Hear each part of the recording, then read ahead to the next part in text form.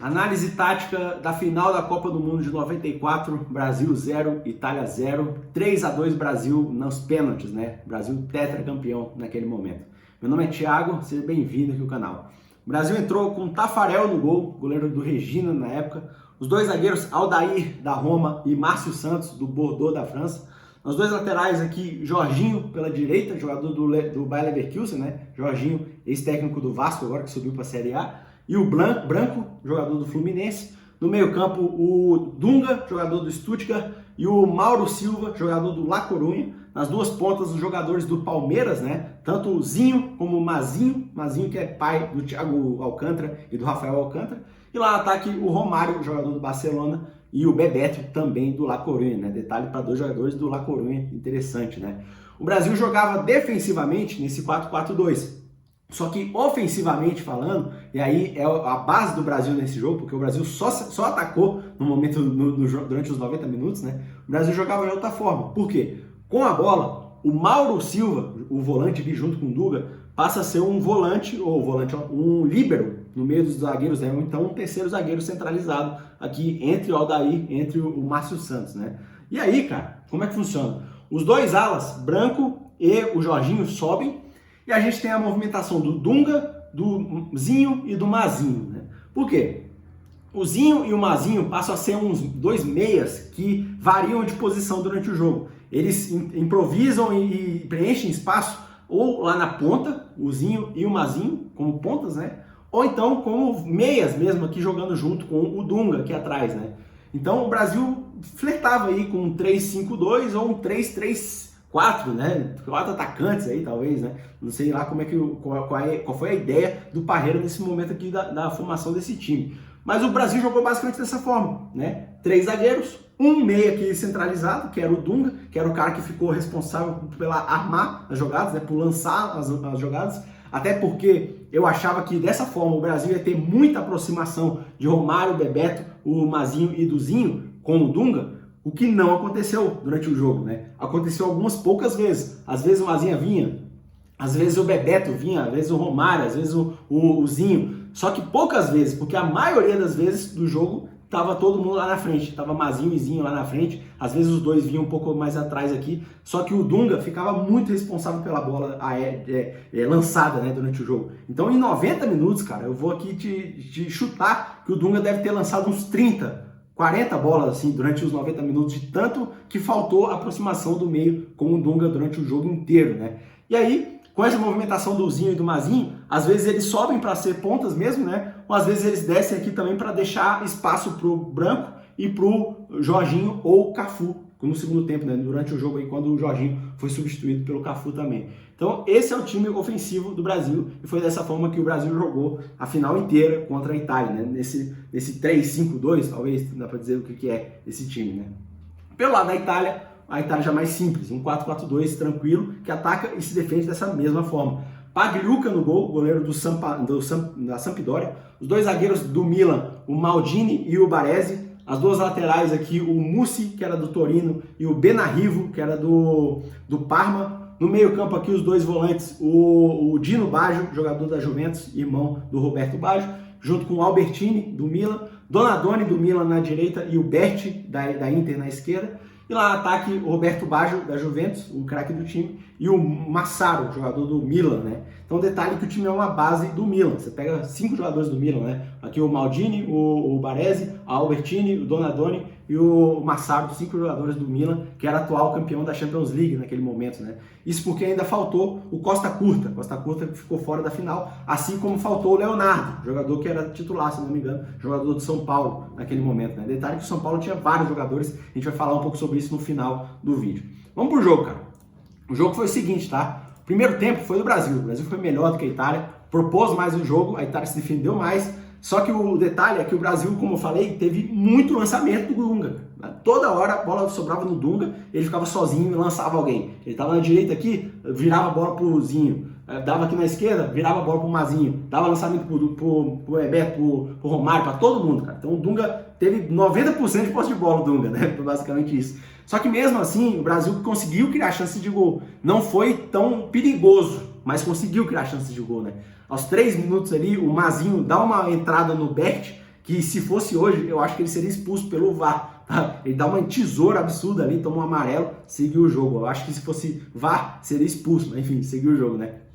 Nada acontecia no jogo, até que aos 12 minutos começam as chances de gol. O Romário ali tem um cruzamento do Dunga, o Romário dá de cabeça, só que ele erra a cabeçada, a bola bate no ombro dele e o Pagliuca faz a defesa. Depois o Bebeto tem uma chance também num contra-ataque que o Romário puxa, ele dá o passe no Bebeto, o Bebeto chuta cruzado, todo errado ali, chutou mal o Bebeto nesse lance, perdeu a chance, né?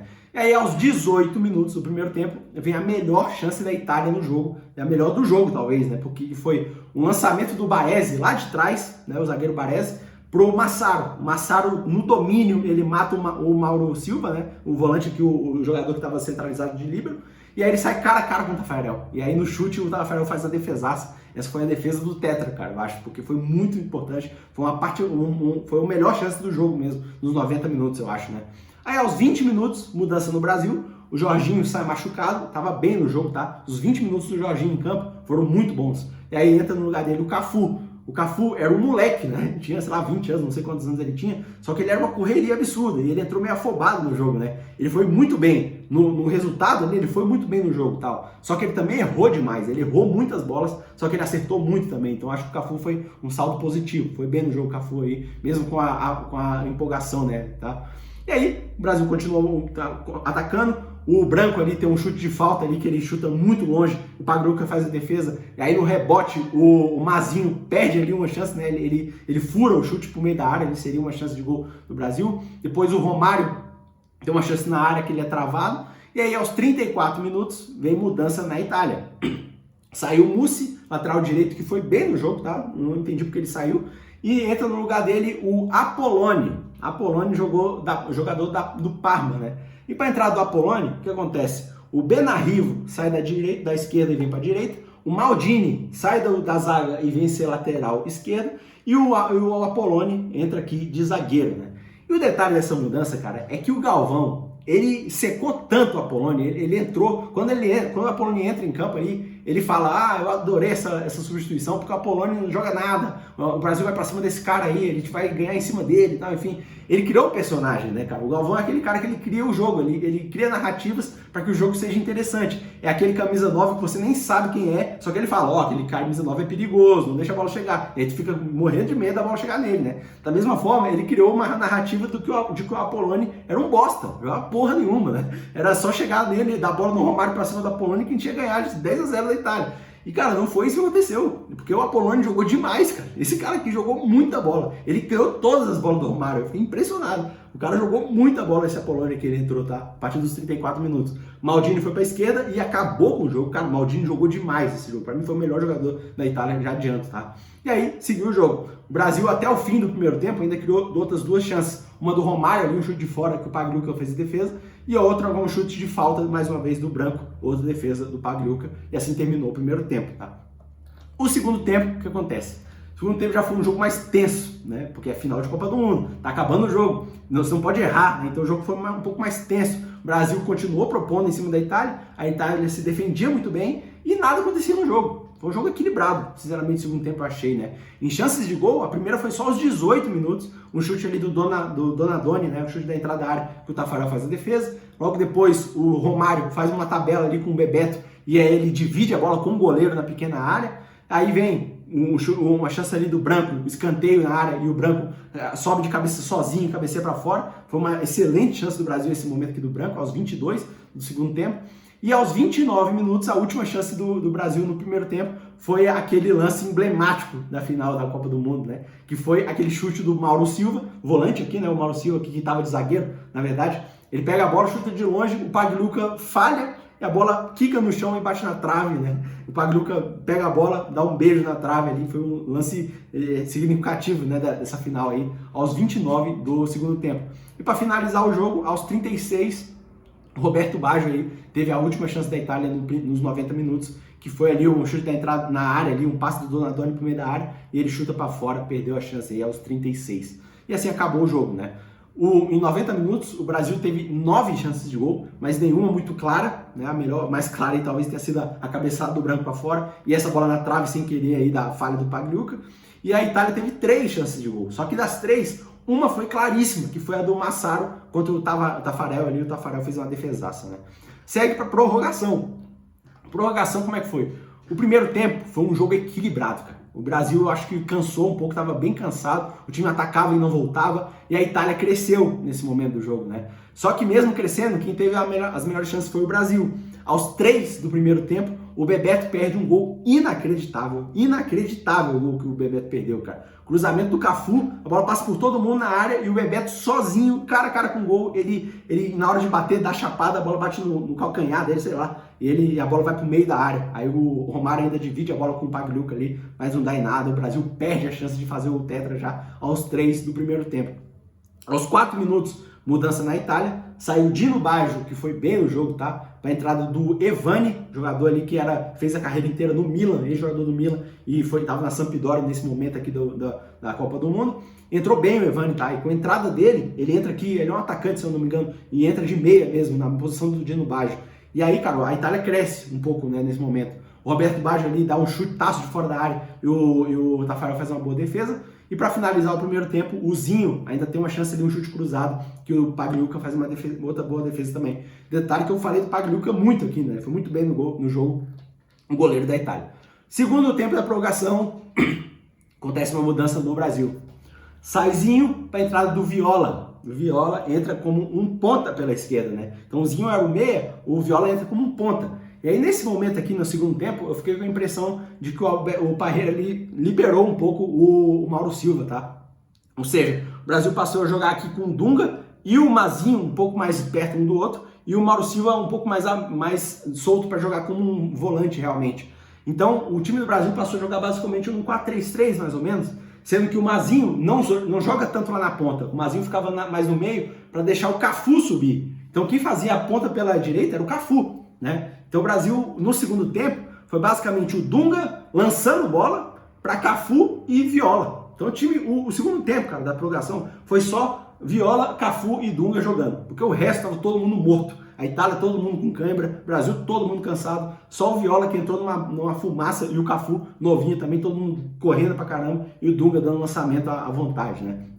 Esse foi o segundo tempo. Segundo tempo, o Brasil é melhor por conta da entrada do Viola e o Cafu correndo muito também. A Itália cheia de câimbra e o Brasil cria chances. Aos 3 minutos do segundo tempo, o Romário perde um gol inacreditável, que é aquele gol ali também clássico desse jogo, né? Cruzamento do Cafu. E aí o Romário meio que caído ali, chuta para fora, né? A bola vai no cantinho para fora. E o detalhe é que se esse gol entra, né? Se fosse gol hoje em dia, o VAR anularia esse gol, porque o Bebeto, que dá o passe pro Cafu, estava impedido no lance, né? Então o gol não seria válido. Aí logo depois, o Romário ainda tem uma outra chance ali, que é uma jogadaça do Viola. Viola dribla todo mundo na área, toca pro Romário. Romário na hora do chute ele é travado pelo Apoloni. Apoloni jogou demais, cara. Ele travou o Romário, ele jogou muito bem o Apoloni, né? O cara aí que o Galvão achou que ia pipocar no jogo. E aos 8 minutos do segundo tempo, último lance do jogo, a melhor chance da Itália, talvez, aí no jogo, além da do Massaro no primeiro tempo, que foi ali uma tabela do Roberto Baggio junto com o Massaro, os dois atacantes, e aí o Roberto Baggio sai cara a cara com o Taffarel e ele chuta fraco. Na hora de chutar, ele dá cãibra, chuta fraco, o Taffarel pega a bola e depois a câmera mostra o Roberto Baggio caído de cãibra, né, cara? E assim acabou o jogo. O Brasil, então, em 120 minutos, teve 13 chances de gol contra 5 da Itália. 13-5, o Brasil foi melhor, propôs muito mais, mas 0-0 no placar. A gente vai para os pênaltis. Nos pênaltis, a Itália bate o primeiro, Baresi erra, chuta para fora. E o Márcio Santos, brasileiro, também erra, Pagliuca faz a defesa, 0-0, né? Segunda batida, Albertini faz e o Romário faz, 1-1. Terceira, Evani faz e Branco faz, 2-2. Depois a quarta, Massaro erra, que o Taffarel faz a defesa, né? O Massaro chuta mal pra caramba, o Taffarel faz a defesa, tem aquela imagem do Taffarel apontando pra cima, né? Defesa do Taffarel, e o Dunga bate e faz, né? E aí a quinta batida da Itália, o Roberto Baggio bate pra fora, e o Brasil é tetra, o Brasil não precisa nem bater a quinta, o quinto batedor, né? Brasil tetracampeão. O detalhe é que na transmissão, quando o Brasil foi campeão, mostrou a música, a Globo mostrou a música do Senna, né? Que o Senna tinha morrido 2 meses antes, em maio, né? Na final da Copa do Mundo, e o Brasil vingou a morte do Senna. O destaque desse jogo para mim, pela Itália primeiro, Maldini. Partidaça do Maldini, cara. Esse cara, sinceramente, eu não sabia o quanto esse cara era bom. O cara é um zagueiro que joga de lateral, ou um lateral que joga de zagueiro, e ele é habilidoso, corre muito bom por cima, muito bom por baixo, joga demais. Cara, um cara muito completo. Sinceramente, eu não sabia que ele era esse jogador todo. Partidaço do Maldini, cara. Que partida, que jogador esse cara, cara. Mas além dele, o Pagliuca foi muito bem, o Mussi, o cara que saiu no primeiro tempo, foi bem no jogo, o Baresi foi bem também, não foi o melhor, mas foi bem. A Poloni, um monstro nas zaga, jogou demais. O Donadoni também entrou bem no segundo tempo, e o Dino Baggio, acho que esse, né? O Roberto Baggio foi abaixo, o Massaro também foi bem abaixo, eu achei. Pelo Brasil, cara, eu acho que todo mundo fez um bom jogo, só que o melhor pra mim foi o Dunga. O Dunga foi o melhor em campo, cara. Distribuiu desarme, distribuiu lançamento, jogou muita bola o Dunga aí, pra mim foi o melhor em campo. Além dele, todo mundo foi bem, dá pra dizer que todo mundo entrou bem, o Viola entrou bem, o Cafu entrou bem, embora tenha errado bastante, também acertou bastante. Alguns comentários que eu quero fazer sobre esse jogo, cara, algumas curiosidades também. Primeiro, esse jogo valeu o tetra, né, pro Brasil e pra Itália. Os dois times eram tricampeões, então esse jogo valeu o primeiro tetra da história, né. Além disso, tinham 90 mil pessoas no Rose Bowl, que era o estádio da final. Além disso também, esse foi o primeiro jogo que foi decidido em pênaltis, primeira final de Copa do Mundo que foi decidido em pênaltis, primeiro final de Copa do Mundo que não teve gols, 0-0 no placar, né. Os grupos, o caminho do Brasil e da Itália foi o seguinte: o Brasil pegou Suécia, Rússia e Camarões no grupo, nas oitavas Estados Unidos, quartas Holanda e semi Suécia. Suécia, né? Estranho. A Itália também estranha, né? No grupo ali pegou Irlanda, Noruega e México, beleza? Nas oitavas Nigéria, nas quartas Espanha. A Espanha naquela época não era esse futebol todo, não era campeão do mundo ainda. E na semi a Bulgária, né? Segue lá. E quanto aos convocados do Brasil, aqui eu quero falar uma coisa, cara. O Brasil teve 4 jogadores convocados do São Paulo. Fora Ronaldão, que estava no Japão. Fora Raí, que era do São Paulo também, né? Fora, que mais? Um monte de gente jogava no São Paulo nessa época, né? Além deles, os 2 titulares do Palmeiras, né? Zinho e Mazinho. Do São Paulo era Cafu, Zete, Leonardo e Miller, né?